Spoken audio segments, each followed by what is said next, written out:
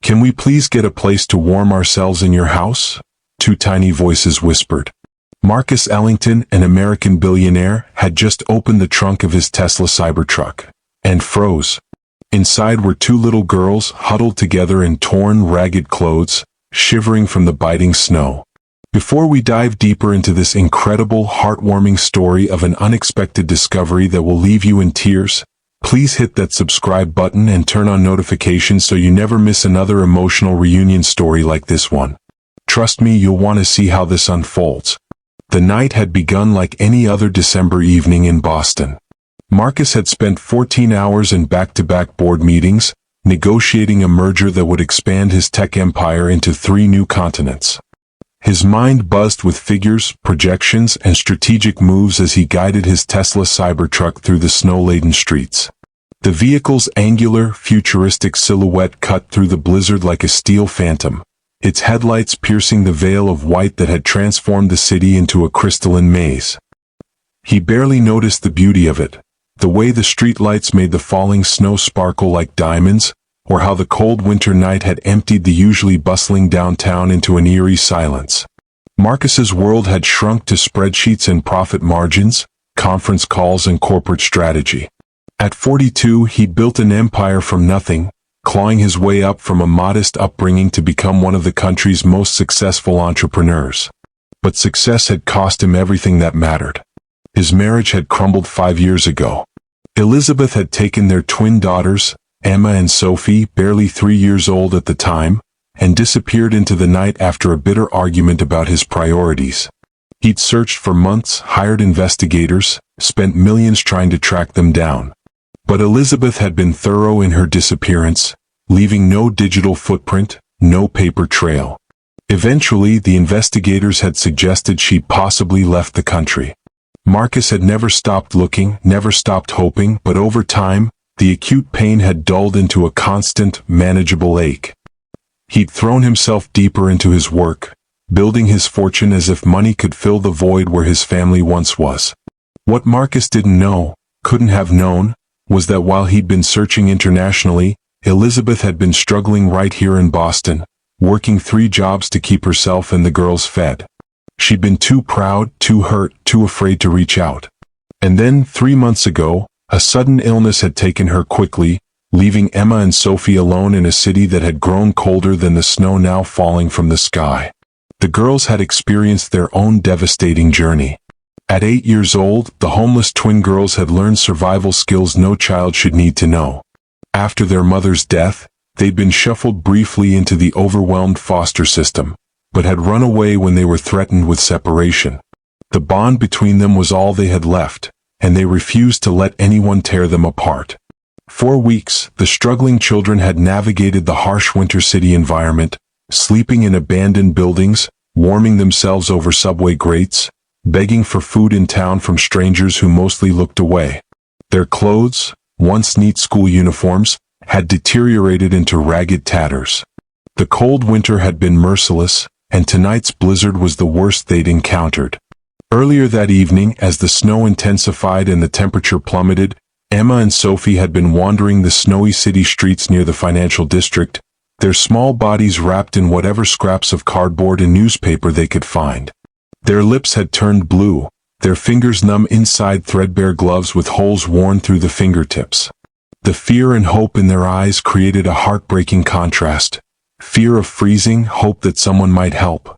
"Sophie, I'm so cold," Emma had whispered, her teeth chattering so violently she could barely speak. Snow clung to her tangled dark hair, creating a crown of ice crystals. "I know, Em. Me too." Sophie had wrapped her arms around her sister, but she had no warmth to offer. Mama said if we ever needed help." Her voice had broken, tears freezing on her cheeks. "Don't cry. Your tears will freeze," Emma had said, repeating something their mother had told them during their first winter on the streets. They had stumbled through the snowy night, past closed businesses and dark windows, past people hurrying to warm homes and families. No one stopped. No one saw. Or perhaps, no one wanted to see 2 shivering children in the snow, because seeing meant having to care, and caring was inconvenient on a night like this. That's when Sophie had spotted it, A massive, angular vehicle parked in an underground garage entrance. The Tesla Cybertruck's trunk had been left open, probably by mistake. To the girls it looked like salvation. "Emma, look." Sophie had tugged her sister's sleeve. They'd approached cautiously, looking around for the owner. The garage was empty, silent except for the wind howling through the entrance. The open trunk seemed to beckon them with the promise of shelter from the biting snow. "Should we?" Emma had asked, her voice barely audible. "Just for a little while. Just until we get warm." They'd climbed inside, curling into each other like puppies in a basket. The trunk's carpet was dry and clean, and most importantly, it blocked the wind. Within minutes, exhaustion had overtaken them, and they'd fallen into a fitful sleep, not knowing whose vehicle they'd taken shelter in, not caring, just grateful to be out of the cold winter for a few precious moments. Now, 2 hours later, Marcus stood staring at them in disbelief. His first thought was that he was hallucinating. The stress, the long hours, the lack of sleep, maybe his mind was playing tricks. But then one of the girls stirred, her eyes fluttering open, and he knew they were real. She had dark hair matted with snow, a thin face with hollow cheeks, and eyes that seemed too old for her young face. When she saw him, fear flashed across her features and she shook her sister awake. "Sophie. Sophie, wake up," Emma whispered urgently. The second girl woke with a start, and both children scrambled back against the rear of the trunk, holding each other, their eyes wide with terror. "Please don't call the police," Sophie begged. "We'll leave. We're sorry. We were just so cold." Marcus raised his hands slowly, his heart hammering. Hey, it's okay. I'm not going to call anyone. Are you hurt? Are you alone?" The girls exchanged glances, a silent communication passing between them. Finally, Emma spoke, her voice trembling. "Can we please get a place to warm ourselves in your house? Just for a little bit. We won't cause trouble. We promise." The formal, rehearsed quality of the request broke something inside Marcus. These weren't street-smart runaways speaking. These were well-raised children who'd been taught manners, who'd been loved, who'd fallen into circumstances no child should endure. "Of course," he said immediately. "Of course you can come inside. Let's get you warm." He helped them out of the trunk, noticing how light they were, how their bones felt fragile as bird wings beneath his hands. Up close, he could see their torn, ragged clothes more clearly. A pink jacket with the stuffing coming out, jeans worn through at the knees, sneakers held together with duct tape. The sight made his throat constrict. Marcus led them through the private elevator that went directly to his penthouse. The girls stayed close together, occasionally glancing at him with wary curiosity. He noticed they moved in sync, their hands clasped tightly, as if they'd been fused together by circumstance. His penthouse was warm, almost oppressively so after the cold outside. Floor-to-ceiling windows looked out over the snow-covered city, and the interior was all sleek minimalism, expensive but impersonal, the home of a man who never truly lived there. "Sit anywhere," Marcus said, gesturing to the leather couch. I'll make some hot chocolate, and I'll find some blankets." He retreated to the kitchen, his hands shaking as he heated milk on the stove. His mind raced. He should call someone, child services, the police. But something held him back. The way they'd begged him not to call the police, the terror in their eyes, they were running from something. Or running toward something. He needed to understand what before he made any decisions. When he returned with steaming mugs and a pile of blankets, the girls hadn't moved. They sat on the very edge of the couch, as if afraid to fully settle in, as if they expected to be thrown out at any moment.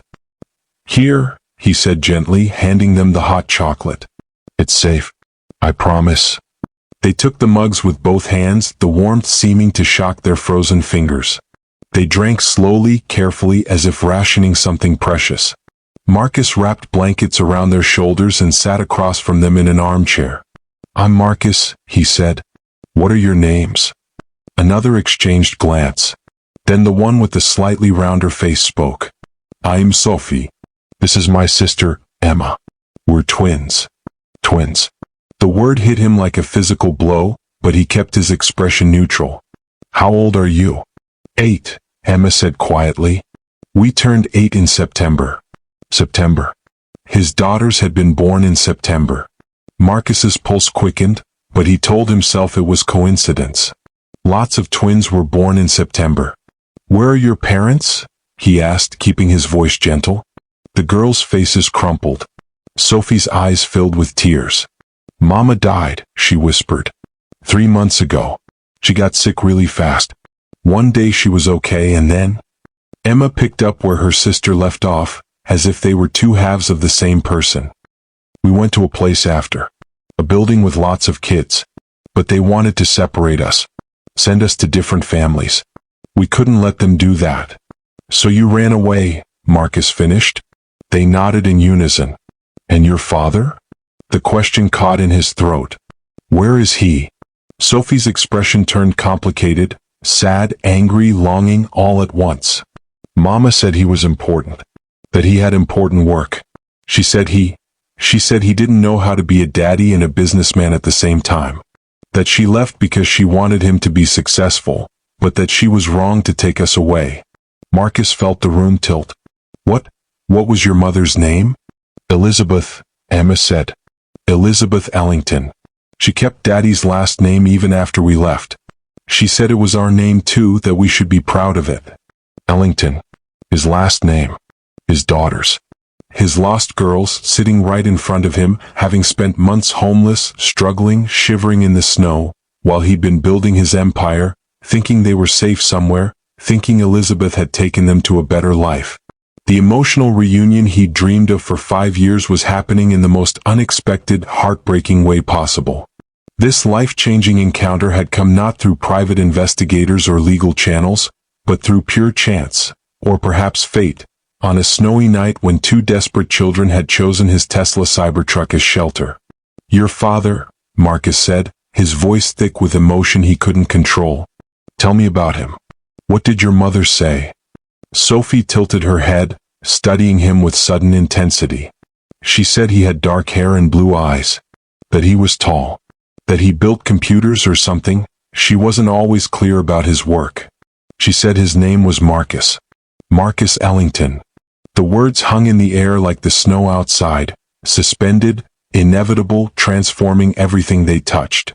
"She showed us pictures sometimes," Emma added softly. "When she was sad.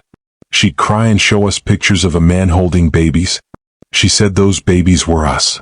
Sophie gasped, her hot chocolate sloshing in her mug. "Emma, look at him. Really look." Emma turned to face Marcus fully, and he watched as recognition dawned in her eyes. Not memory because they'd been too young when Elizabeth left, but recognition of the man from the photographs, the face their mother had shown them in moments of weakness and regret. "You're him?" Sophie whispered.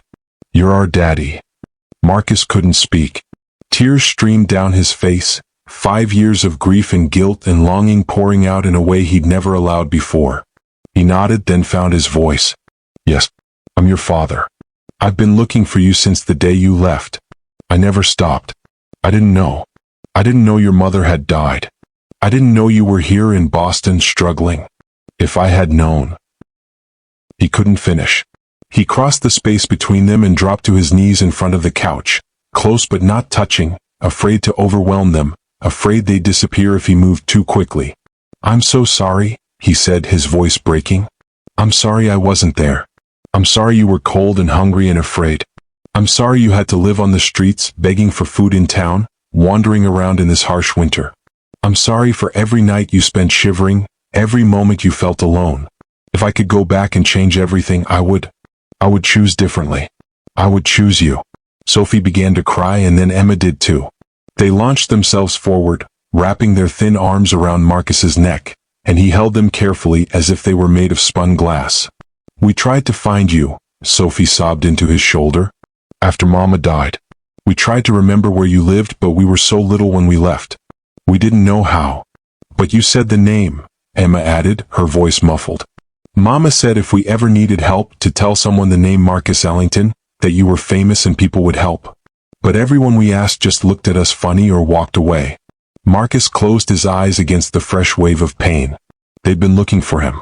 They'd been trying to come home, and he'd been unreachable, protected by the very wealth and success that Elizabeth had left him to pursue. They stayed like that for a long time, The three of them wrapped together, years of separation dissolving in the warmth of his penthouse while snow continued to fall outside.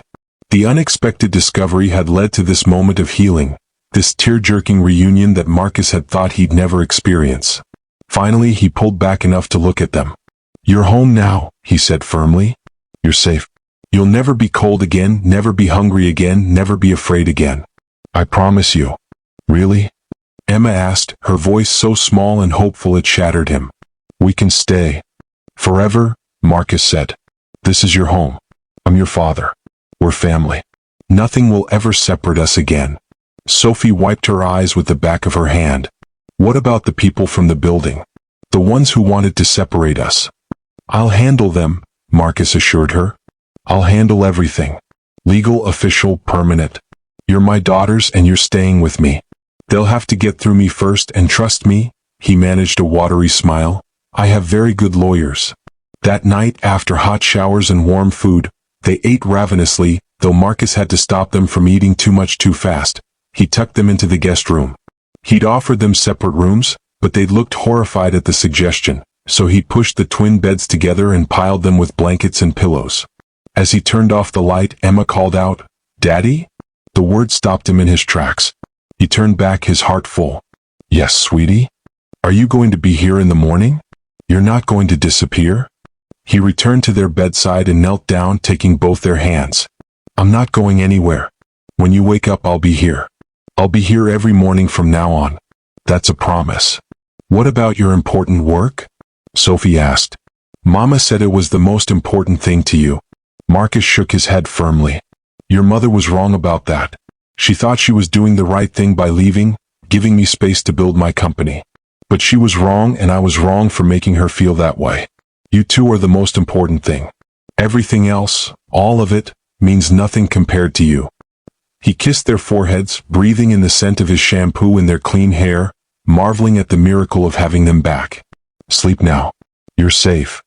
As he closed the door softly behind him, Marcus stood in the hallway and let himself fully absorb what had happened. His lost daughters had found him by seeking shelter in his Tesla Cybertruck on a snowy night. The statistical impossibility of it, the sheer chance of them choosing his vehicle out of all the cars in Boston. It felt like divine intervention, like the universe giving him a second chance he didn't deserve but would spend the rest of his life honoring. He called his assistant, waking her despite the late hour. "Clear my schedule," he said. "Indefinitely. Cancel everything. I don't care what it costs or who it inconveniences. My daughters are home and nothing else matters."